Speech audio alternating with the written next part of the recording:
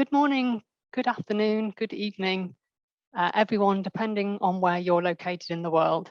Thanks very much for joining us this afternoon or this morning for this networking event alongside the Neuroscience 2021 annual meeting. A special welcome to those attending the SFN meeting. Thanks for taking the time and putting us into your schedule, but also a very warm welcome to those of you who are not attending the SFN meeting, but have joined us to find out a little bit more about automated electrophysiological techniques for ion channel and transporter targets in neuroscience research.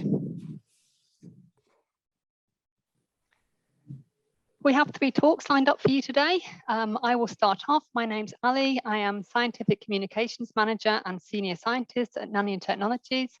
I will give you an introduction into automated patch clamp with a focus on neuronal ion channel targets. Then my colleague Rocco will give you an introduction into the technique of solid supported membrane electrophysiology with a focus on neuronal transporter targets. And then I'm delighted that David Dalrymple from SB Drug Discovery, our invited speaker, he will give you some insights into integrating the automated patch clamp system, the SynchroPatch 384, into their ion channel drug discovery projects at their contract research organization.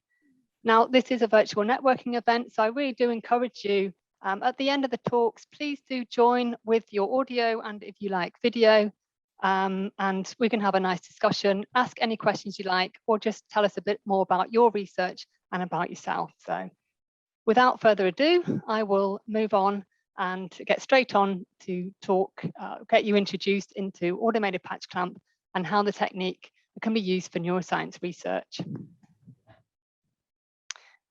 Just a brief overview of what I'm going to talk about today. I'll start by giving a brief introduction into automated patch clamp and how it differs from conventional patch clamp. I'll then show you some data examples, for example, voltage-gated, a neuronal voltage-gated sodium channel, the NAV 1.9 channel. And then, of course, I couldn't resist giving a little bit of a nod to the Nobel Prize winning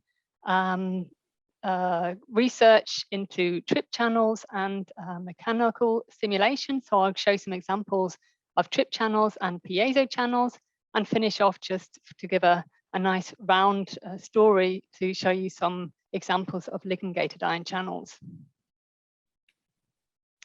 So first of all, what is automated patch clamp and how does it differ from conventional patch clamp?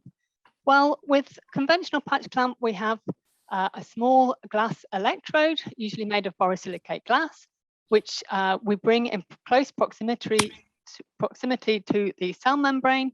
We make a good seal between the glass of the electrode and the cell membrane in the order of 1 gigaohm or more, and then we can break this patch of membrane that's stuck in the hole and get access to ion channel activity occurring across the whole of the cell membrane.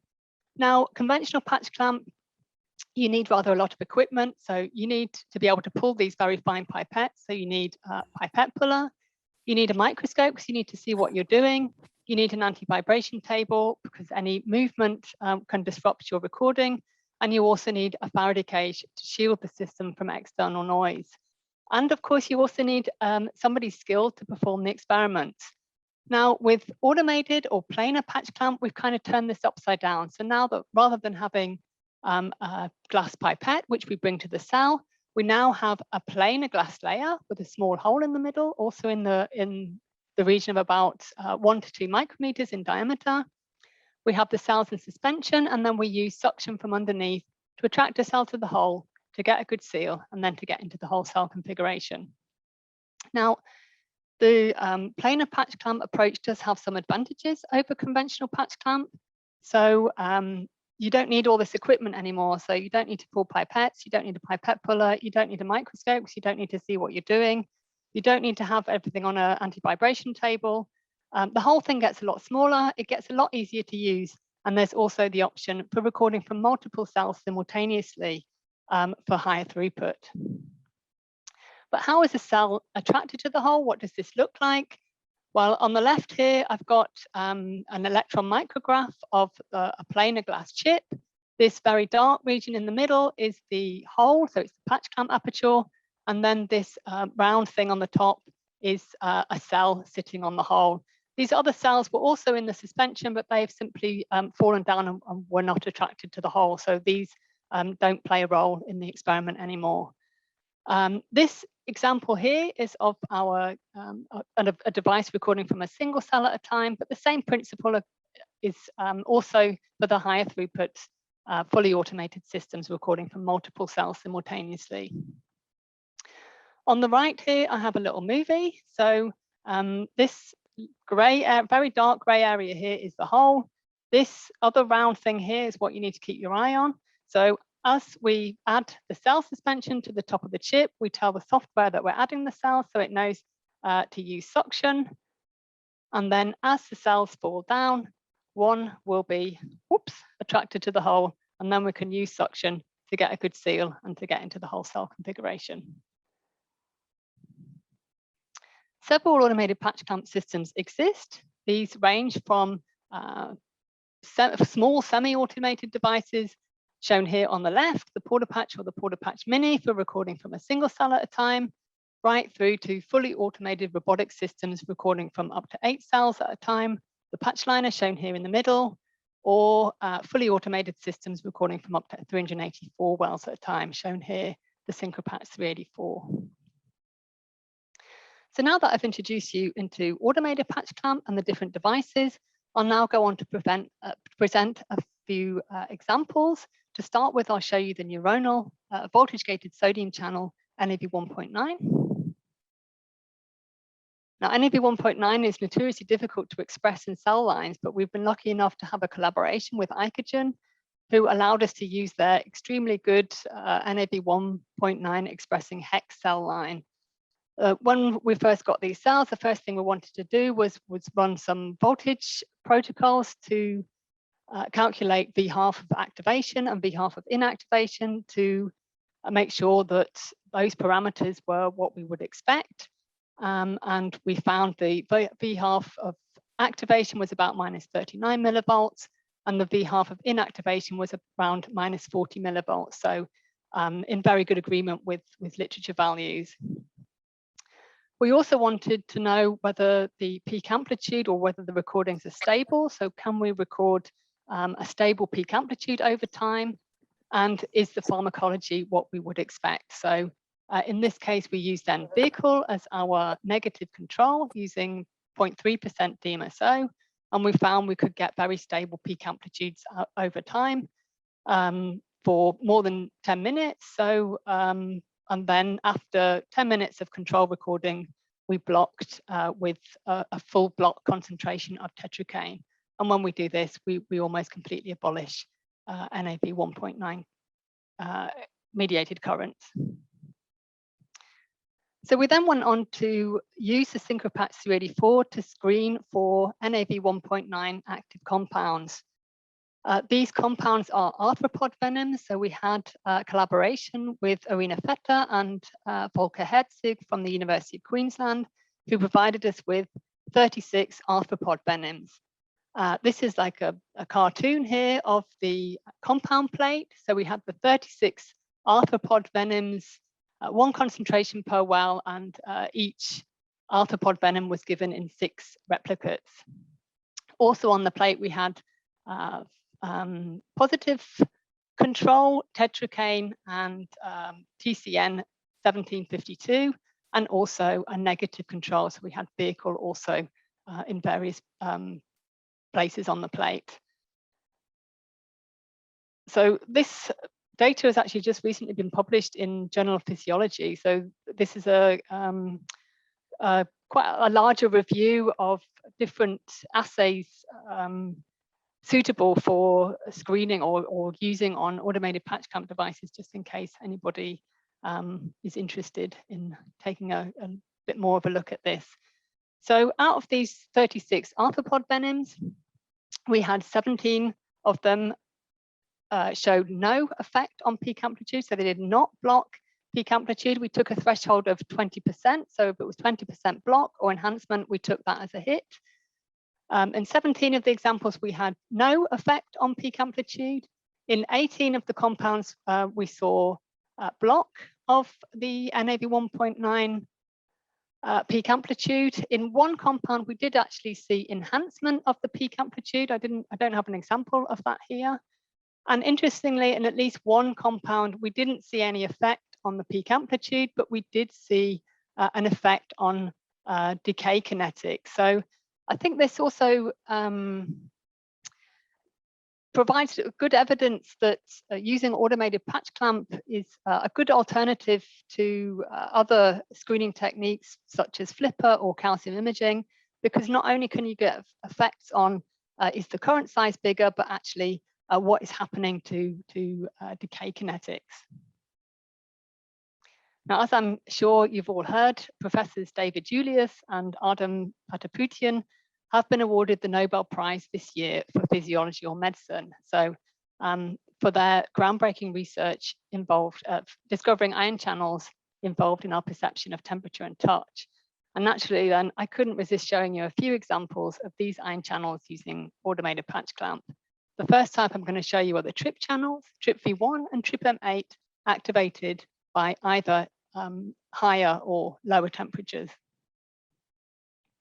The TRPV1 is activated by the ligand capsaicin, which is the active compound found to be in chili peppers, and also at temperatures above 42 degrees C. Now, using the patch liner, a fully automated system recording from up to 8 cells simultaneously, TRPV1 expressed in CHO cells, an inducible cell line provided by Piezo, was activated by increasing concentrations of capsaicin with an EC50 of around 172 nanomolar, in good agreement with the literature.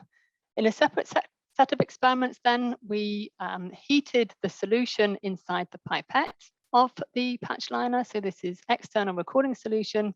We heated it inside the pipette to different temperatures and then rapidly applied this to the cell.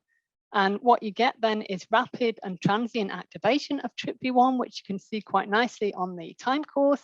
So we have rapid and transient activation of TRPV1, which then returns to baseline once the solution returns to room temperature. The temperature which elicited around 50% activation was about 50 degrees C. And what we can do then is, if we're looking for compounds which block the capsaicin response, but don't block the heat response, we may have a novel compound for the treatment of pain, which doesn't have adverse effects on core body temperature. So this data now is kind of a proof of principle. It doesn't exactly prove what I wanted to prove. So it's a proof of principle in that you can use a compound. In this case, we use capsaicin.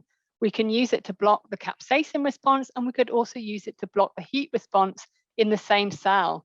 Now, capsaicin blocked both capsaicin response and the heat response with an IC50 that was very similar. So it was about 35 to 40 nanomolar. But you can see how this assay design could be used to look for compounds which block the capsaicin response, but not the heat response. And that could be done within the same cell as a sort of internal control. TRPM8 is activated by ligands such as menthol and eucalyptol, and also by temperatures lower than 25 degrees C. Now, using the porta patch with temperature-controlled perfusion system, we used a TRPM8 expressed in CHO cells, and we cooled the temperature of the external solution to 10 degrees C, and there we got activation of TRPM8. And when we then heated the solution to 35 degrees C, we blocked then the current, or we reversed the current back to baseline. We could then cool the solution again and reactivate TRPM8 in the same cell a second time. Using the SynchroPatch 384, we were able to activate TRPM8 expressed in CHO cells with increasing concentrations of menthol, or we could use external recording solution cooled to different temperatures. So here, the compound plates, where the compound plates are present, and also the measuring chamber are cooled in this case down to either 18 degrees C which shown here, we do get some activation, and this activation is then further increased when we cool further to 12 degrees C. At 25 or 35 degrees C, we see no activation of TRPM8. And moving on now to the mechanically activated channels, the piezo channels. In this case, I have a human Piezo-1 isoform expressed in HEK cells, kindly provided to us by Professor David Beach from the University of Leeds. And here we see a small but measurable activation of Piezo-1 with a pipetting speed of 60 microliters per second. And this activation, or this current size, then increases when we increase the pipetting speed to 110 microliters per second. When we use the ligand then Yoda-1, we enhance the response. So when we pipette with a higher temperature, we have an enhanced response in the presence of Yoda-1, and a much larger response with a higher pipetting speed in the presence of Yoda-1. This is shown here on the summary slide of an average of 49 wells. So here we see a small but statistically significant increase in Piezo-1 current size with a pipetting speed of 60 microliters per second, and this is then increased with a pipetting speed of 110 microliters per second. And the current size is enhanced by pipetting speed of when you use Yoda-1 at a pipetting speed of 60 microliters per second, and currents were largest using Yoda-1 at 110 microliters per second. To finish off then, I'm just going to show a couple of slides of ligand-gated ion channels with P2X3 containing receptors. Now, P2X3 containing receptors have been shown to play a role in chronic and neuropathic pain. And in these experiments here, we've recorded P2X23 heteromeric channels expressed in a CHO line, or cell line provided by AXAM. Here we have a screenshot of the recording software for the SynchroPatch 384.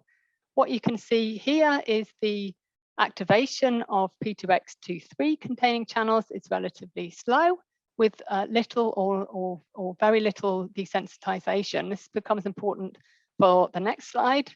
But importantly, what we can do is then reproducibly activate P2X23 channels multiple times in the same cell. So here we can see we've activated P2X23 channels 3 times in the same cell with 10 micromolar ATP, and we get almost identical peak amplitude between the first, second, and third application. We then also used the non-specific blocker suramin, where we pre-incubated with suramin and then co-applied with ATP, and we could see a concentration-dependent decrease in the current with an IC50 of around 20 micromolar, in good agreement with the literature. P2X3 channels then, they look quite different. So this is why I said this becomes important for the next slide. So here we see a much faster activation and much faster desensitization as compared with what we saw on the previous slide. So we can really see the influence here of the P2X2 subunit, where we have this much slower activation and no desensitization. In the with P2X3 homomeric channels, we have this much faster activation and faster desensitization. We could, however, still activate or reproducibly activate with ATP multiple times in the same cell. And also we saw a concentration-dependent increase in current as we increased the ATP concentration on the SynchroPatch 384 and used alpha-beta methylene ATP on the patch liner. The compound A317491 is specific for P2X3 containing receptors. And here we pre-incubated this on the patch liner and added cumulative concentration response, cumulative concentration responses on the patch liner. We saw a concentration-dependent decrease of the current. On the SynchroPatch 384, we did a single concentration per well, but regardless of the way we performed the experiments, we had a concentration response curves which almost completely or exactly overlay. So in summary, I've introduced you now to automated patch clamp. I hope I've inspired you to consider using automated patch clamp for your own experiments. I've shown you how the single patch 384 can be used to screen for compounds or active compounds at, for example, NAP 1.9. I've shown you heat and cold activation of TRPV1 or TRPM8 and mechanical stimulation of Piezo1, and also different kinetics and pharmacological modulation of P2X23 and P2X3 channels. So that concludes my talk. I'd like to now introduce our next speaker, Rocco Zalotti. He is a PhD student at Nanian, and Rocco is going to give you a bit of information about another electrophysiological technique, the solid supported membrane electrophysiology. So let me just stop sharing.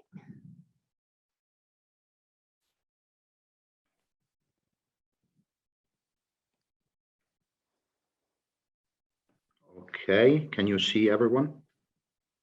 Yes. Perfect. Okay, so dear all, welcome. Today I would like to give you an introduction to solid supported membrane or STM Electrophysiology. As application examples, I would like to present you the results we obtained with two neuronal targets, GAT1 and TMEM175. So, okay. STM electrophysiology is a technique which is primarily developed for measuring electrogenic transporters, which are difficult to investigate with conventional electrophysiology. So we are speaking about transporters that show very low turnover rates, or whose localization makes it difficult to use these conventional techniques. So this STM electrophysiology makes use of a large size sensor up to 3 millimeters in diameters, and these grants a higher amplitude with respect to techniques that are limited by the cell surface, like for example can be the whole cell patch clamp. Also, the noise and time resolution are very similar to the one of patch clamp. And we use purified samples with a high protein density. So this is also a good thing regarding the difficult localization that some targets can have. As you can see in the table on your right, the origin of the sample can be from expression systems, or even they can be isolated from native tissues. The targets can be present in plasma membranes or lysosomal membranes or mitochondrial membranes and so on. They can also be present in specialized systems, so like CHO cells or nanodiscs, or constituted even into protoliposomes. Finally, the fast solution exchange ensures that the pre-steady state currents can also be measured. So to speak about the sample preparation, just very briefly, we start by thiolization of the gold surface of the sensor. So we add an alkane thiol, and we wait about 30 minutes for the strong gold sulfur bond to get formed. Then we add the lipid that through hydrophobic interaction between the lipid tails and the alkane portion of the thiol forms a bilayer on top of the gold. This ensemble is what is called the solid supported membrane itself. Then we add the sample, and through interaction between the membrane and the lipid layer on top of the thiol, we have the absorption of the sample on the SSM. So the sample adsorbed forms a capacitive coupled system in which the SSM itself acts as the measuring electrode. When the transport reaction, when the electrogenic transport reaction starts, we have charges that cross the membrane, and the associated current is recorded, as you can see here. So at the beginning, the membrane potential that is building up is not significant. So at the beginning of the transport, we reach this peak amplitude, and this peak amplitude is actually proportional to the transport turnover rate. Then, of course, the continuous flux of charges through the membrane generates a membrane potential, and this membrane potential also, along with this membrane potential, we have also decay, an exponential decay of the current as it happens in RC circuits. And at the end, we reach an electrochemical equilibrium. So the voltage is at this maximum value here, and the current just stops flowing. So for this reason, all the currents that are measured with this technique are transient currents. So not only the fast pre-steady state currents, but also the currents that with conventional electrophysiology you see like these, so stationary transport currents. We can distinguish between them because usually transport currents show a slower decay of the current, while the pre-steady state current are the decay of the pre-steady state currents is faster. But anyway, it's always best to have a control measurement to be sure to be correctly identifying them. So a very important thing here is that the driving force in this technique is the establishment of a substrate gradient through a fast solution exchange. So this, of course, is different from techniques as can be patch clamp or other conventional electrophysiology, because we don't inject any currents and we don't have an applied membrane potential.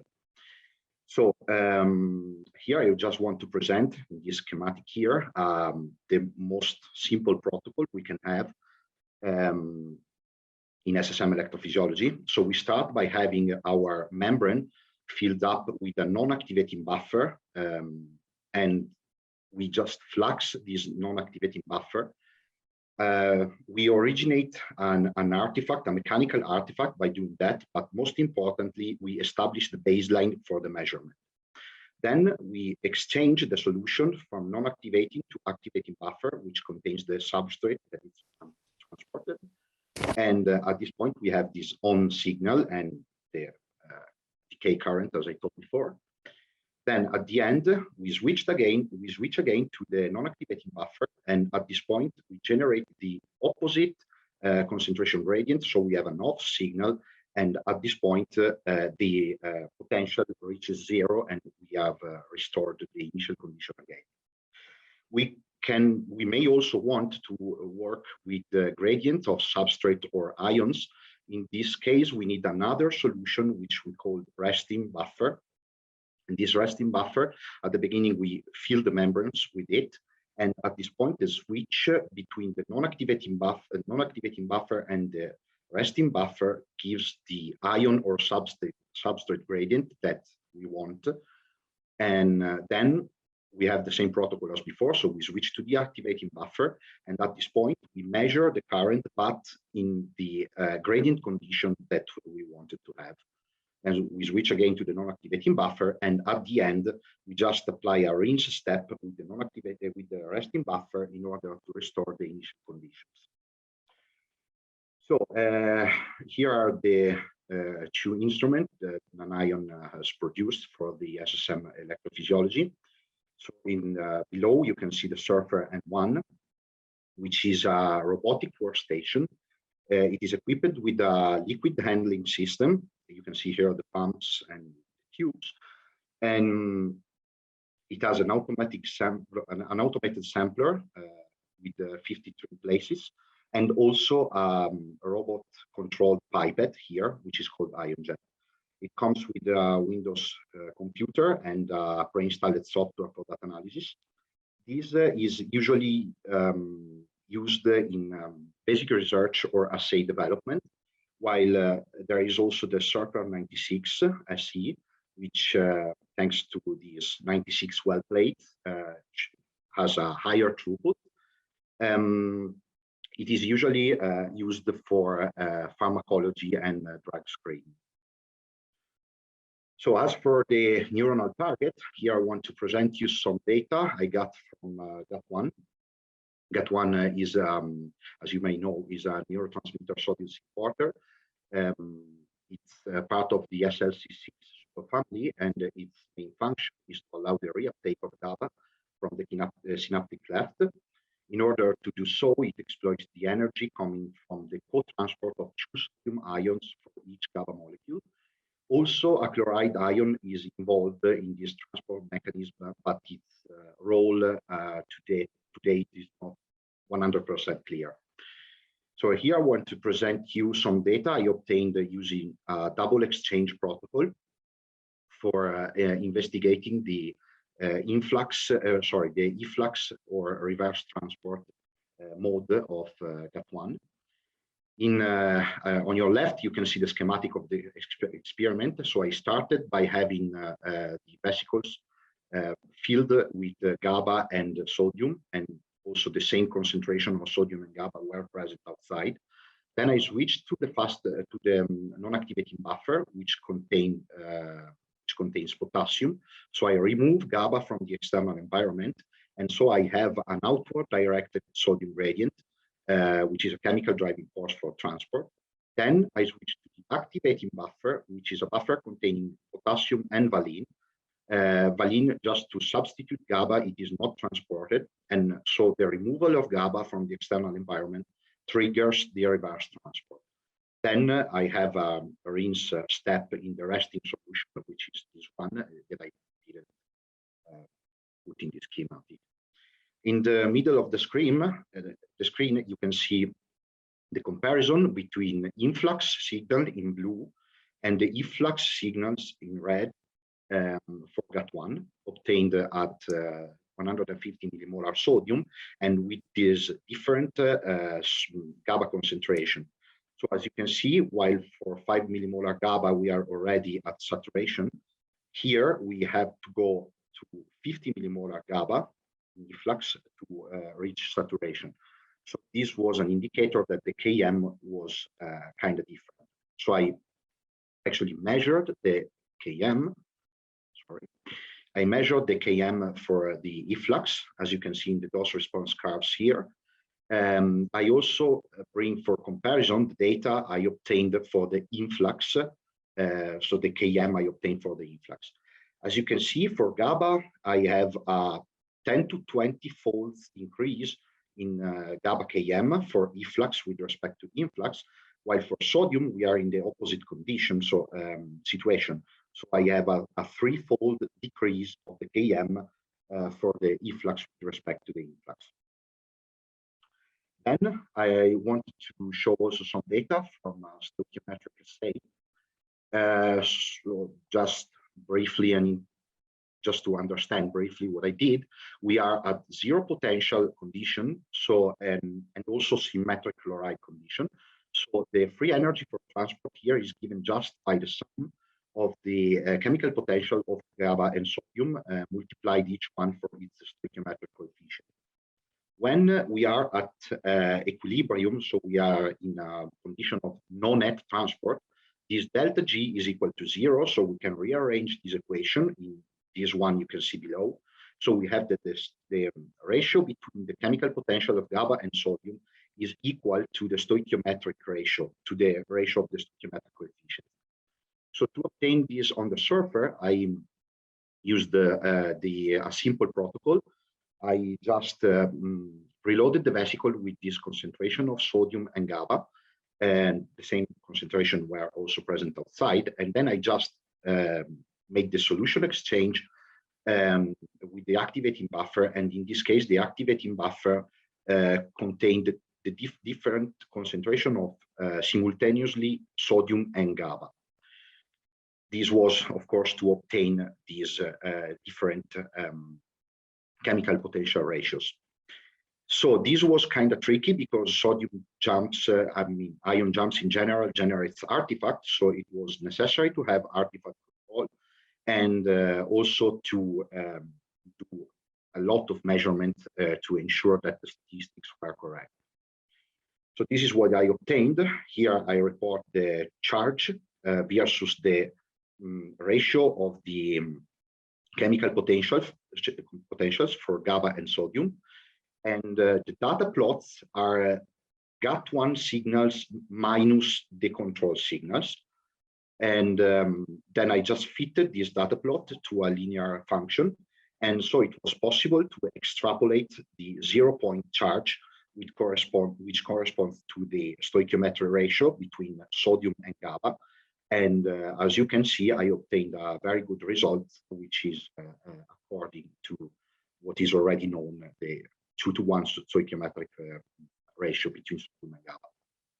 So finally, I present you some data from TMEM175 directly from lysosomal membranes. So as you may know, TMEM175 is a cation channel. It conducts cesium, potassium, rubidium, and calcium, but not sodium. And it is an important neuro target because dysfunction in this protein are linked to Parkinson's disease and other neurological disorders. So here, those are preliminary data obtained, as I said, from lysosomal membranes. They are quite straightforward to understand. So we had lysosomal membranes that overexpressed TMEM175 and lysosomal membranes with a knocked out mutant.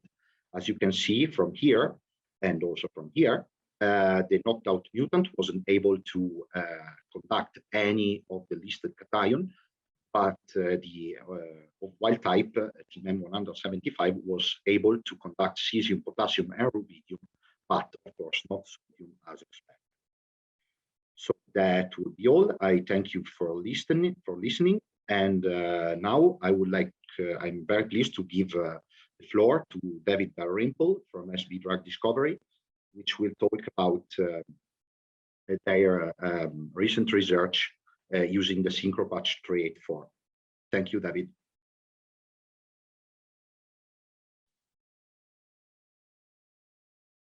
Thanks, Rocco.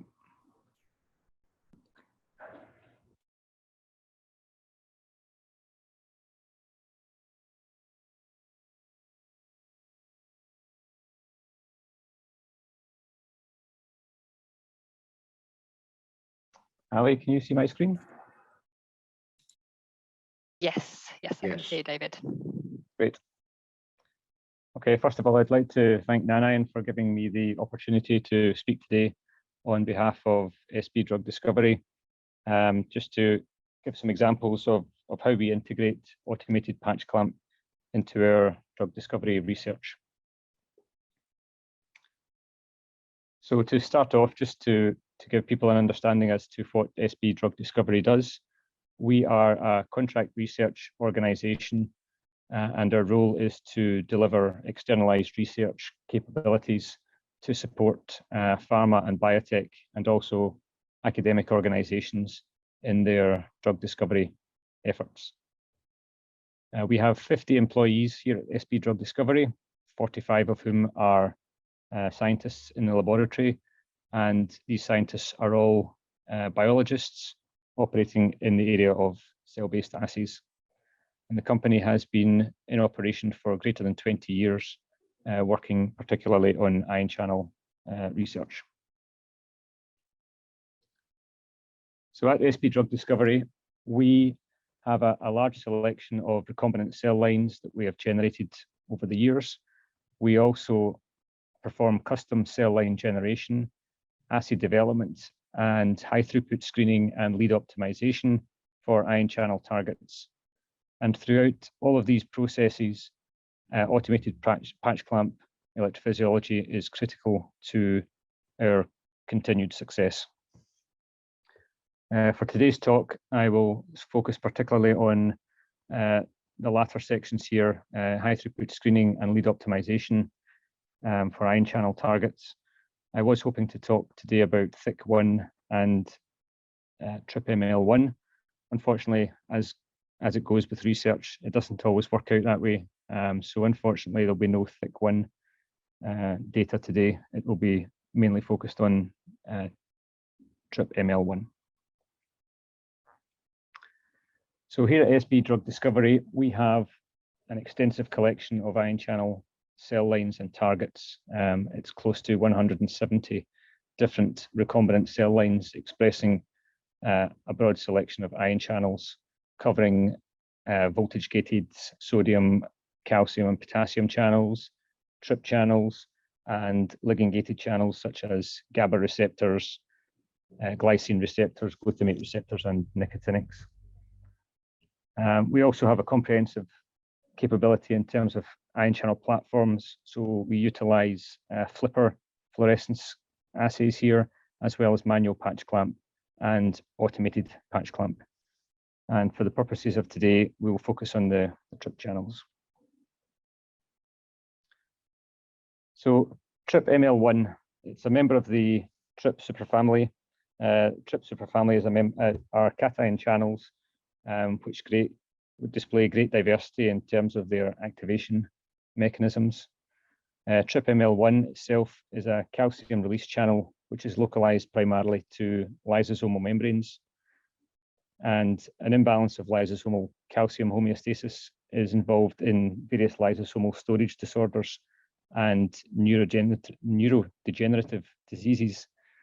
And literature suggests that there's potential for both activators and antagonists of TRPML-1 to be of therapeutic benefit. So here at SB, we've been undertaking some development of a platform for TRPML-1 drug discovery. And that incorporated generation of a recombinant cell line expressing TRPML-1. And this cell line contains the V432P mutation. V432P mutation is an activating mutant, but it's unlikely to affect the pore properties, and it's accepted as being a representative of the wild-type TRPML-1 in the absence of a functional wild-type TRPML-1 assay. So we have conducted high-throughput screening using Flipper to identify antagonists of TRPML-1. This Flipper-based assay was a calcium assay, and then our aim was to employ automated patch clamp to verify any hit compounds and enable downstream lead optimization.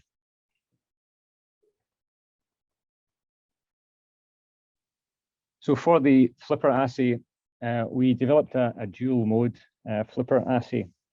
It's known from our previous experience that some compounds, when tested against TRP channels, can display as antagonists, when in fact they are indeed agonists. And the reason for this is that their agonist properties allow desensitization of the channel before you add the reference agonist. And then therefore they appear like antagonists when they are in fact agonists. So by introducing this dual mode assay, it allows us to not only assess compounds for their antagonist effect, but also to assess if any of the compounds show agonist activity. So as an example here, on the left-hand side, we're applying test compound at the start of the assay. And if the compound shows any agonist effect, you will see it here at this point. Subsequently, we then add the reference agonist, MLSA1. And if there is no antagonist activity, you will see a further response to MLSA1 here. Whereas if your compound is a true antagonist, you will not see this response to MLSA1, which we see on the right-hand side here. This down here on the right is an antagonist, where you're not seeing the second peak of MLSA1 activation. So using this dual mode assay, we have characterized both the reference agonist and antagonist for the high throughput screen.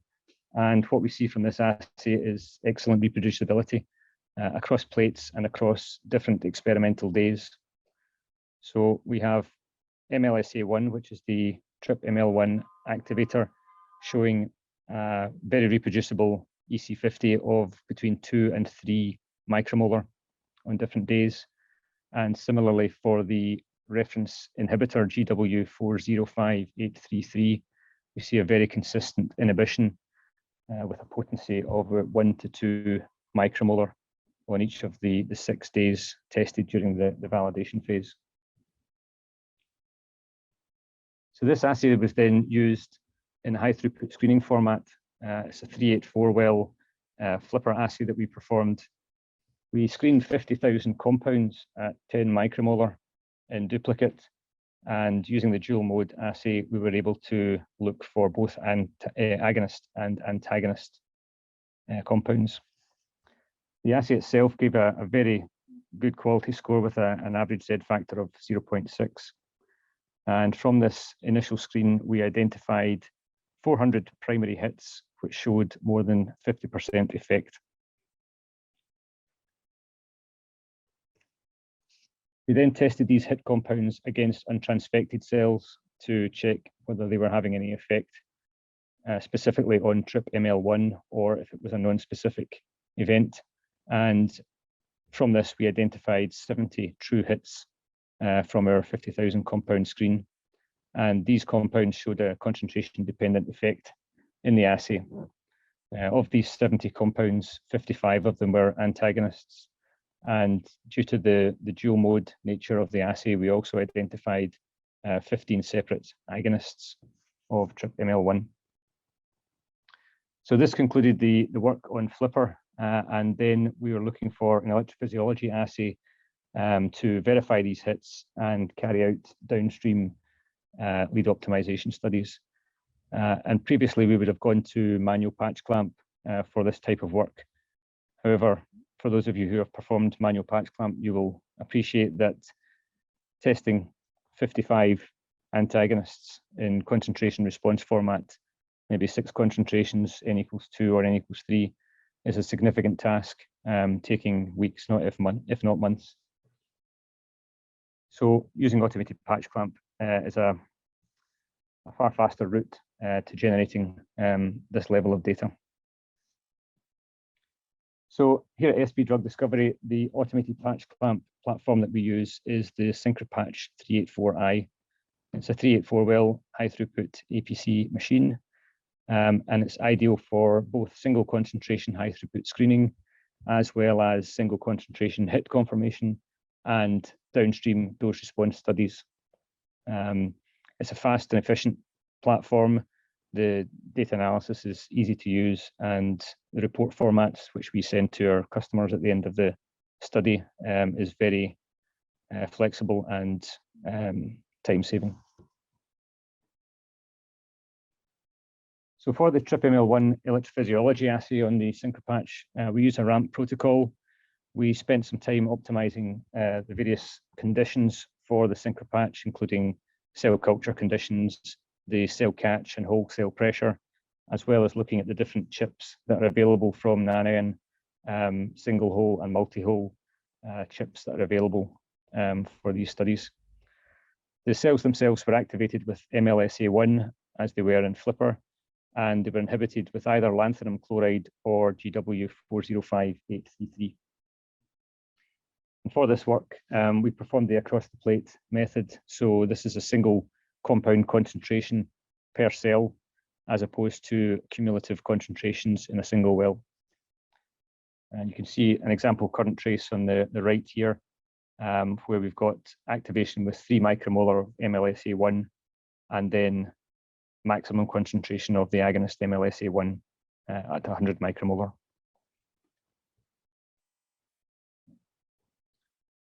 So unlike the dual mode of the Flipper assay for TRPML-1 on the electrophysiology platform, we have 2 separate assays, one for looking at agonists and one for antagonists. For the agonist mode, we apply extracellular physiological solution, followed by a single concentration of the compound, the test compound. This is followed then by maximum concentration of the agonist MLSA1, and finally a full block with lanthanum chloride to confirm that we have inhibited TRPML-1. The antagonist mode is started again with extracellular physiological solution, and then this time we apply first of all MLSA1 at EC50. followed by test compound plus MLSA1 EC50, and finally again full block with lanthanum chloride. And the time course at the bottom here shows an example of the agonist assay, where we have extracellular physiological solution to get our baseline. We then apply a concentration of activator or agonist MLSA1, followed by maximum concentration of MLSA1, and then full block with lanthanum chloride. And we see a nice concentration dependent response to MLSA1 with an EC50 of around 6 micromolar. So looking at the reproducibility of this assay across multiple experiments on different days, similar to the flipper assay, we see very good reproducibility in terms of the MLSA1 activation and the lanthanum chloride inhibition of TRPML-1. And again, if you compare for example, compare the agonist potency of MLSA1 on both the synchropatch and the flipper, you see a very tight correlation between the two platforms. So this gave us very good confidence that we could test our antagonists from the flipper HTS on the synchropatch. So this work has just got underway, so it's not finalized data for all of the compounds. However, what we can say at the moment is the initial results suggest a very good correlation between flipper and electrophysiology. This is an example of 3 compounds that were identified as hits on the flipper platform and also came up as hits on the synchropatch platform.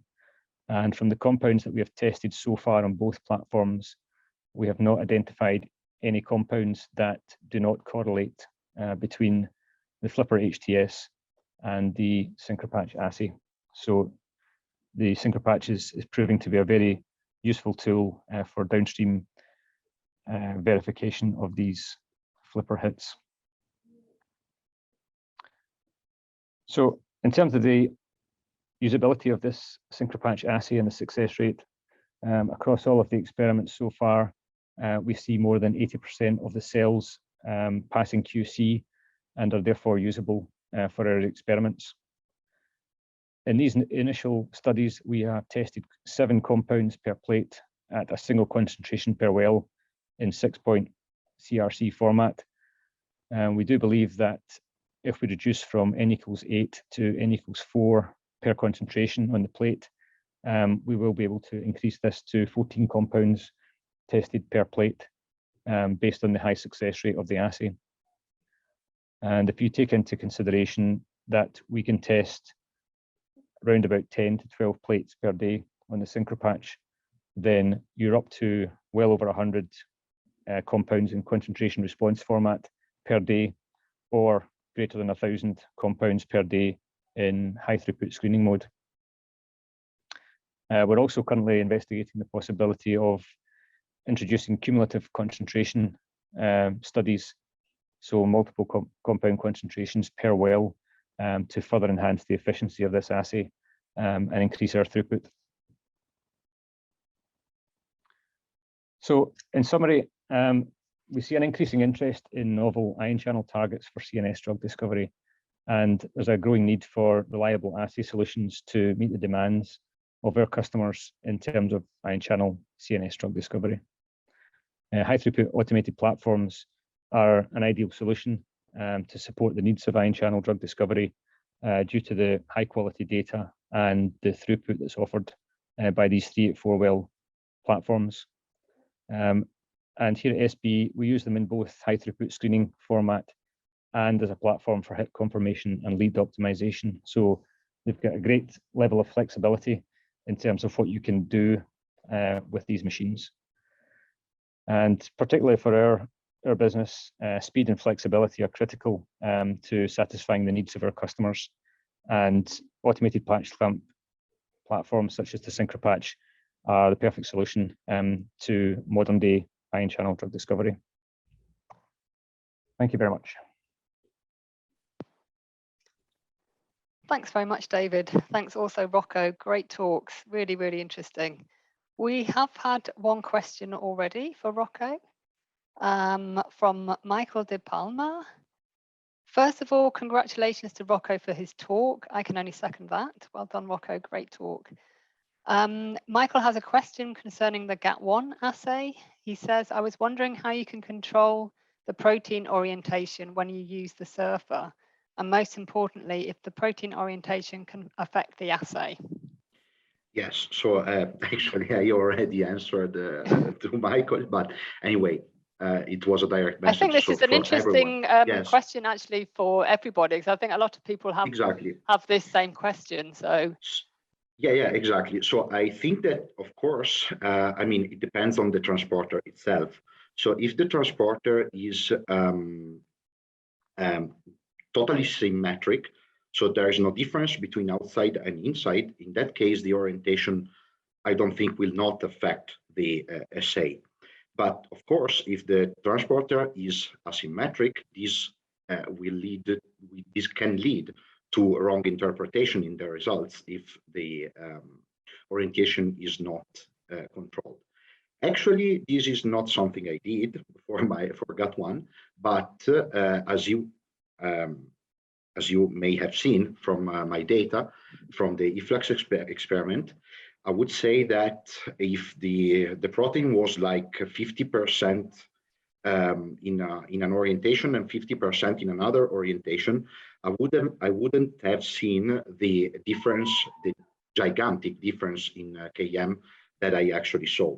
So I am quite sure that there is a good percentage of the transporter which is in the correct orientation, pointing outward. Also because this 10 to 20-fold increase in Km has also been reported in literature as a difference between the efflux and influx. So I'm quite confident that the orientation, that the overall orientation is good for our protein. I hope this answer. Great, good answer. Does anybody else have any questions from the audience? If you do, please feel free to join with your audio. I do have a question now for David from Nadine. Thanks a lot for sharing the TRPML-1 data, David. She would like to ask, how many 384 well plates do you typically run to assess reliability of an assay? Is n equals 6 independent of experiments, plates, a typical number, or can it work with less?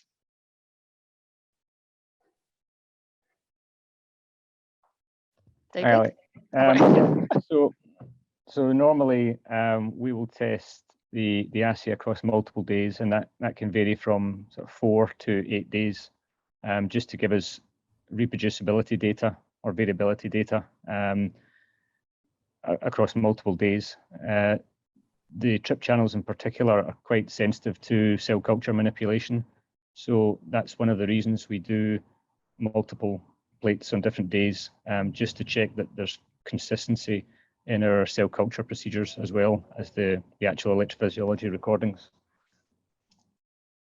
But yeah, I think on average, sort of 6 days is what we would do for reproducibility. Okay. Maybe I can also ask a question or two then. David, like, how do you have multiple platforms and multiple techniques at your disposal? How do you choose which one is right for the assay that you want to do? Is it just simply about compound number, or is there other factors that come in to make you decide you'll use Flipper or you'll go straight to automated patch clamp? Our preference is always to use automated patch clamp, assuming that the throughput isn't overly significant. So if we were screening hundreds of thousands of compounds, then obviously we would go to Flipper as our first port of call and then follow up on SynchroPatch. But for most smaller scale studies, when we're looking at maybe less than 100 compounds, we would go for the SynchroPatch just because of the data quality compared to Flipper. And obviously, in comparison to manual patch clamp, the data quality is equivalent. But as soon as you need to test more than 2 or 3 compounds, then it becomes too labor intensive on manual patch clamp. Mm-hmm. Now I've got another one for Rocco from Maria. You mentioned lysosomal membranes and plasma membranes of overexpressing cells. Did you also work with other membranes or cells like primary cells? And can you maybe comment on the pros and cons of different samples? Yes, I tried a couple of times with the cells. So I mainly worked with purified membrane vesicles, but I mean, for this couple of time, I also worked with whole cells. Actually, I didn't get very nice results with the whole cells, and I think that the pros. I mean, the cons of having all cells or a more complex system is that you have more background noise and more things that can, of course, how can I say, they can make your signal not look so good, or anyway also disrupt your transporter action or whatever. And so I think that the more you go towards a pure system, like can be, for example, a protein reconstituted in proteoliposomes, it can be better from the point of view of having a good signal to noise ratio and whatever. Of course, the cons of this is that you go further away from what can be a physiological environment. So I would say that the middle can be maybe the best option, but of course this has to be proven. I hope this answer. Yes, I think that's fine. Does anybody else have any questions? We are running a bit out of time, but if anyone has anything pressing, then please speak now. Or Rocco from Eleanor, thanks for a nice talk. Can you comment if you have worked on any other neuronal targets? Okay, yes, as for now, I just give a try on the dopamine transporter, but so far it didn't work. I mean, I didn't get any signal. And so that's it, I would say. Maybe EAAT has been, the glutamate transporter has been studied, but not by me, actually. So I wouldn't know to say more about this. Okay, I think we're a bit out of time now. So thank you very much for joining us today. Thanks very much to Rocco and David for giving us great talks. If anybody has any questions that come up after this discussion, I unfortunately have to get going because I've got to present my poster at SFN, and hopefully the SFN website doesn't crash like it did yesterday. So thanks very much for joining us. If you have any questions that you didn't have a chance to ask us, then please feel free to email us anytime. I've got the email addresses on the screen. You can find Rocco and I on the SFN virtual platform for the next few days. Thank you very much. Enjoy the rest of the SFN meeting, whoever is attending that, and enjoy the rest of your day. Thanks very much.